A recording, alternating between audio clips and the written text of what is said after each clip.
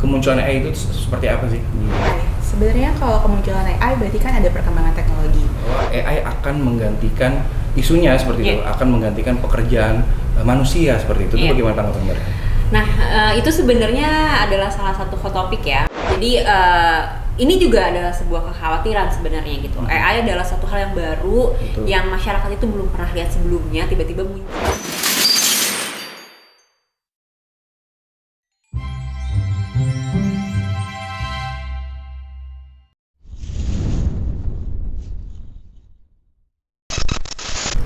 Halo partners, kembali lagi di program Abicara bersama saya Rizal Liando.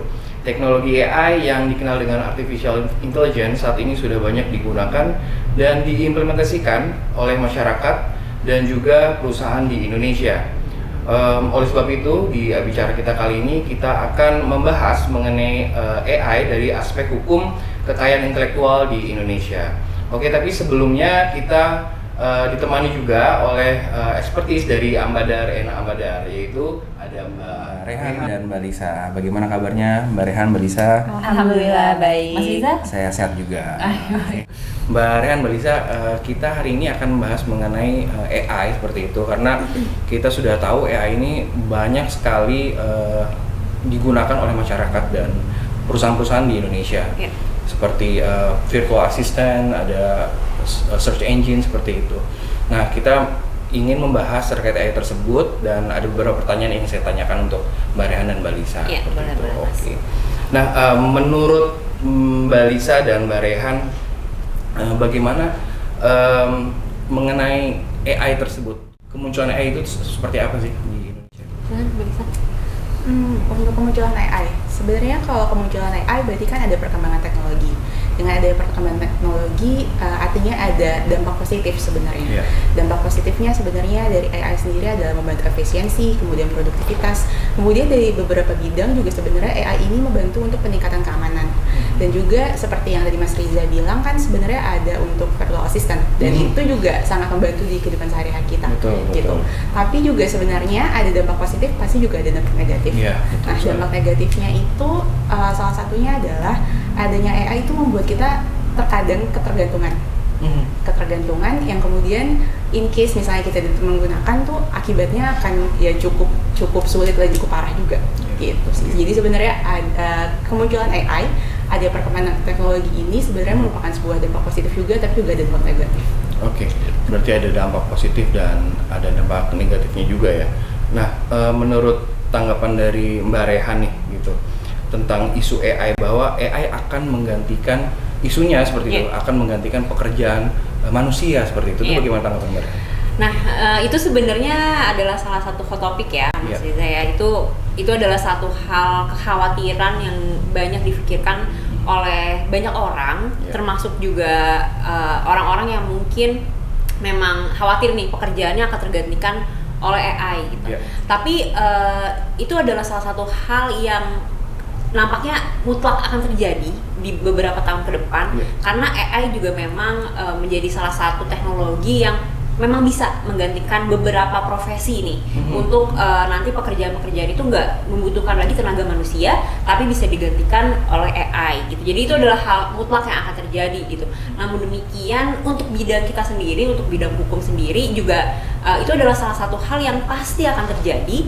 Karena seperti kita ketahui bersama, teknologi itu tidak pernah berhenti. Teknologi itu terus berjalan dan perkembangannya terus maju, sehingga pasti akan ada, tadi yang dibilang sama Mbak Lisa, akan ada dampak-dampak tertentu nih yang terjadi gitu. Dan salah satunya adalah terkait dengan masalah pekerjaan yang akan digantikan oleh AI gitu. Jadi di bidang kami pun juga adalah salah satu bidang yang akan pasti terkena efek dari AI gitu. Namun harus dilihat bahwa AI ini bukan sebagai sebuah halangan, tapi ini adalah sebagai sebuah hal yang bisa membantu pekerjaan kita lebih mudah gitu. Jadi yang pasti dipastikan adalah walaupun nanti ada beberapa pekerjaan yang hilang akibat AI, akan ada pekerjaan baru lagi sebenarnya yang timbul karena keberadaan AI ini. Pasti masih butuh skill-skill dari manusia-manusia untuk bisa nantinya menghandle ataupun hal-hal yang memang tidak bisa dihandle oleh AI gitu. Karena masih nggak bisa kita pungkiri ada pekerjaan-pekerjaan yang memang masih membutuhkan soft skill manusia ataupun tenaga-tenaga manusia seperti itu Mas Riza. Jadi artinya kita ini memang harus tidak bisa dipungkiri, kita tidak bisa dihindari juga ya, AI kemajuan teknologi ini kan terus kedepannya akan terus maju seperti itu ya. Iya betul sekali Mas. Nah kalau dari aspek hukum IP ya terkait dengan AI itu seperti apa? Nah ini sebenarnya ini ada pembahasan yang udah sering banget kita bahas ya Mas. Jadi ini juga adalah sebuah kekhawatiran sebenarnya gitu. AI adalah satu hal yang baru. Betul. Yang masyarakat itu belum pernah lihat sebelumnya. Tiba-tiba muncul ada AI dan bentuk AI pun macam-macam gitu ya Mas ya. Dan untuk dari sisi hukumnya sendiri dan untuk di Indonesia, untuk AI sendiri kita masih merecognize-nya itu ada di dalam Undang-Undang Hak Cipta. Kita masih banyak berhubungan AI itu dengan Undang-Undang Hak Cipta. Kenapa? Karena AI itu sekarang masih banyak berhubungan dengan karya cipta. Gitu. Ada gambar, ada lagu, terus juga ada mungkin orang-orang buat esai-esai tertentu yang memang dibantu oleh AI gitu.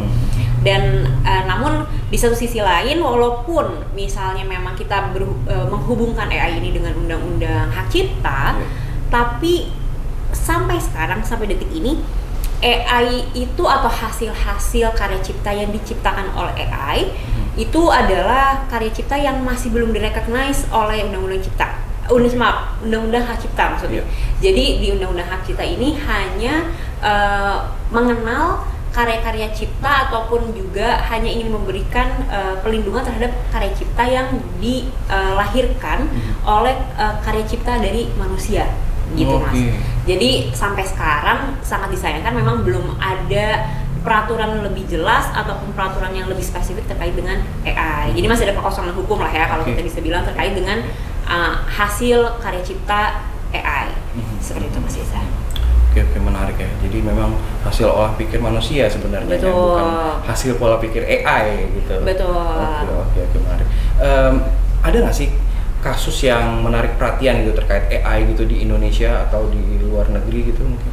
Kalau untuk kasus sendiri sebenarnya di Indonesia ini belum ada, tapi memang di luar negeri ada beberapa gugatan class action terhadap pelanggaran AI, dan salah satunya hal yang menarik adalah ketika ada kontes fotografi, kemudian beberapa fotografer ikut kontes tersebut, ternyata ada salah satu fotografer dimenangkan, ternyata hasilnya itu merupakan foto dari hasil AI.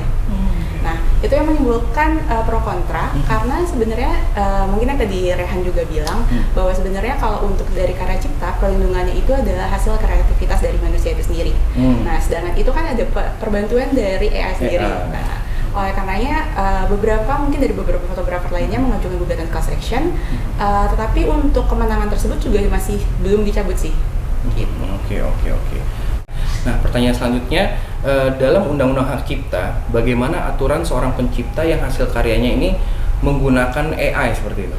Tapi sebelumnya, sebelum dijawab, nanti dulu tahan dulu ya. Oke. Nah, untuk partners yang masih penasaran dengan jawabannya, bisa disaksikan di video selanjutnya. Terima kasih.